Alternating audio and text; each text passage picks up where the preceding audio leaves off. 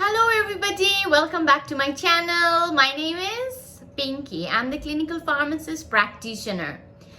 Today the topic is sinusitis.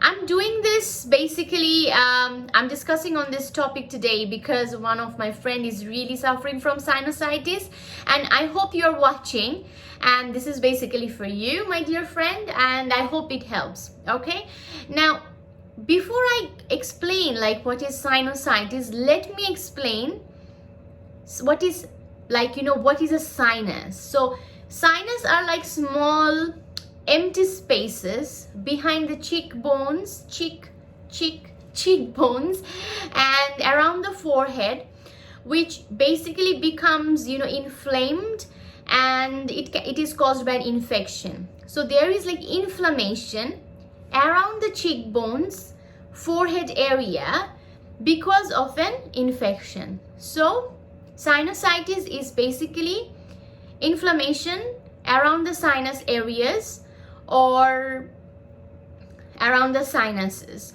All right, I hope I have explained what is sinusitis quite clearly.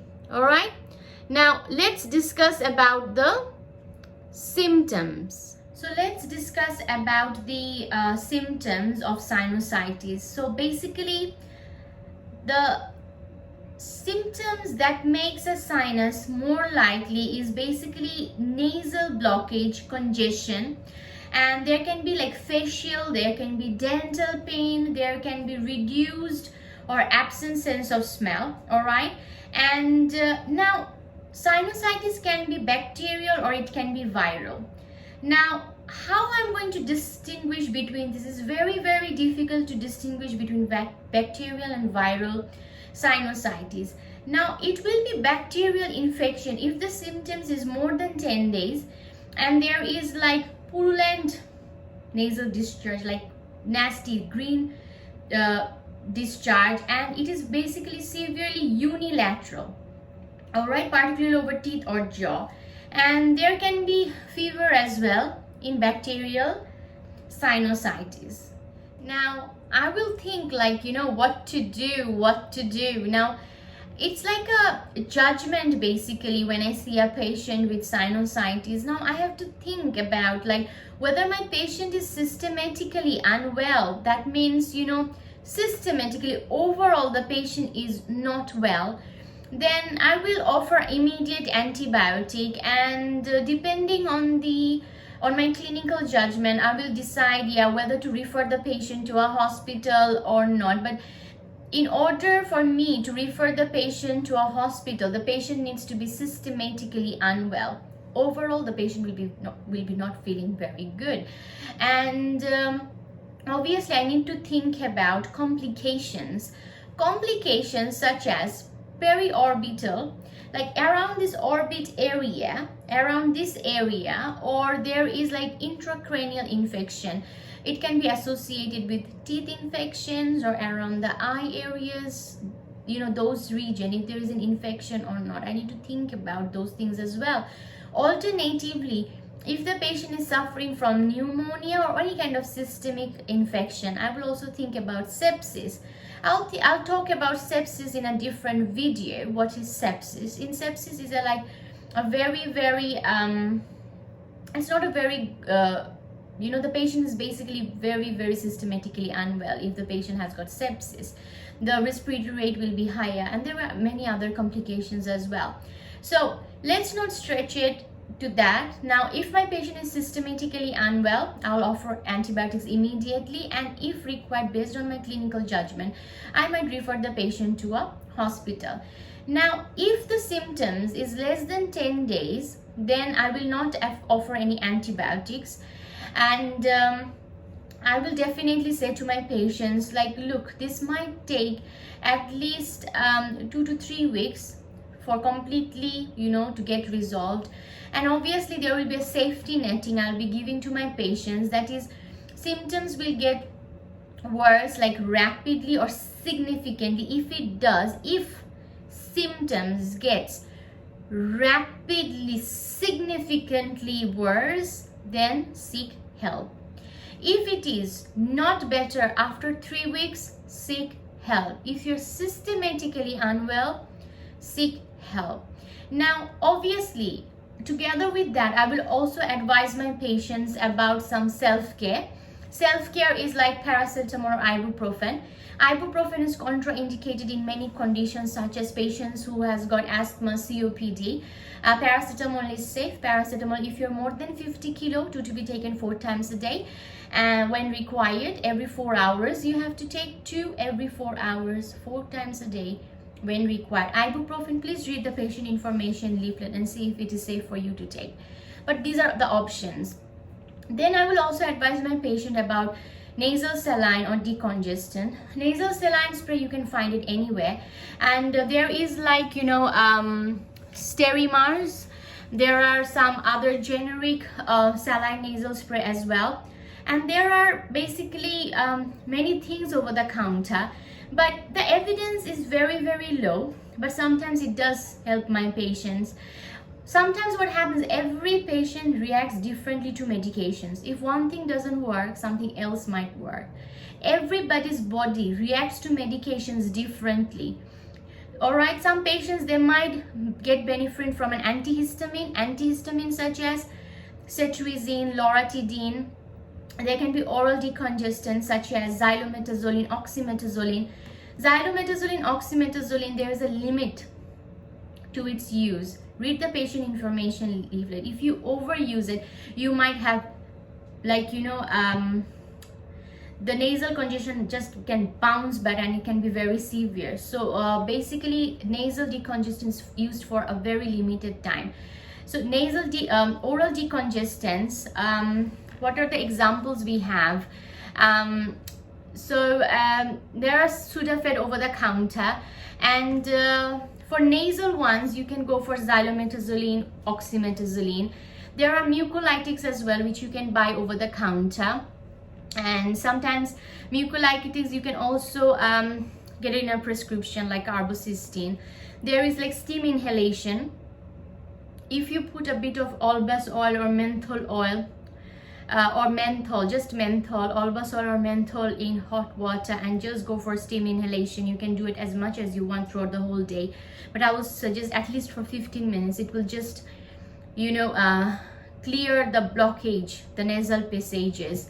And you can also go for warm face packs. Okay, there is little evidence, but there are, obviously I have come across patients and they have came back to me at some point or at some later stage and they said, yeah, it really helps. So pretty much that. Now let's talk about sinusitis in more detail.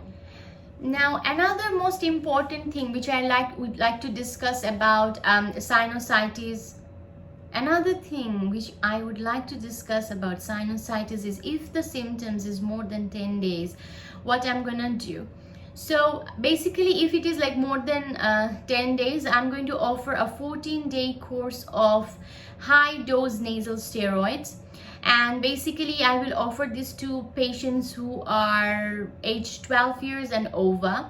And this is basically off license.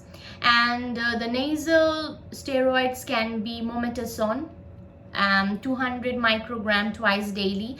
Fluticasone 110 microgram twice daily. You can also buy beclometasone over the counter. Now, this is basically still likely to be viral if it is more than 10 days. And no antibiotics or backup prescriptions may be reasonable. If a backup script for antibiotic is offered, I will advise my patients that don't start it immediately. Use if symptoms gets worsened rapidly or significantly, or if it doesn't resolve after 7 days. And obviously safety netting is very important, that you must seek help if symptoms worsen significantly, okay, or rapidly despite taking antibiotics. Now, what is the first choice of antibiotics for sinusitis? It's basically phenoxymethylpenicillin, 500 milligram 4 times a day for 5 days. And if somebody is allergic to penicillin, then I'm going to suggest doxycycline, 200 microgram on the first day, and then 100 milligram daily for another 4 days. And there are other options as well instead of doxycycline, such as clarithromycin, erythromycin. And if none of them works for the patient, or if the patient is allergic to these antibiotics, then I'm gonna offer the patient coamoxiclav, 500 milligram 3 times a day for 5 days. 5 days is good enough. So these are my choices of antibiotics. Now I'm going to discuss a bit about antibiotics, the evidence for antibiotics and the evidence not for antibiotics. Now, basically, evidence for antibiotics is sometimes if I give my patient antibiotic, it will, just in case if there is any brain abscess or after acute sinusitis, it's going to clear that infection. There's a possibility that the antibiotics will help. And antibiotics also decreases the risk of orbital cellulitis, like if there is any inflammation in these areas or infection in these orbital areas, as you can see I'm showing you, and then antibiotics will help. And also antibiotics the use of antibiotics, it decreases the risk of this orbital cellulitis, like around these areas, the infection around these areas, it decreases the risk, which is very, very important. And however, there is a thing that antibiotics will reduce the risk of orbital cellulitis if the patient is less than 20 years. However, if the patient is more than 20 years, antibiotics might not help. So that's why we always say, like, if the patient is systematically unwell, all right, we need to refer the patient. So we need to think about everything, an overall approach, like how the patient is doing. Now, evidence against antibiotics is basically antibiotics have little impact on the duration of illness. And so basically sinusitis, it does resolve on its own. But however, we just have to have a clinical judgment and decide whether the patient needs antibiotics or not. So I will always advise my patients, please read the patient information leaflet, please seek help if the symptoms is getting worse, and pretty much that. So I think I have discussed about acute sinusitis as per guideline, and whenever I discuss something, it's always based on guidelines. I don't make anything up. So yeah, pretty much that. And thank you so much for watching. Do like, share and subscribe my channel to motivate me. And yeah, good night then. Take care of yourself and stay safe. Bye for now.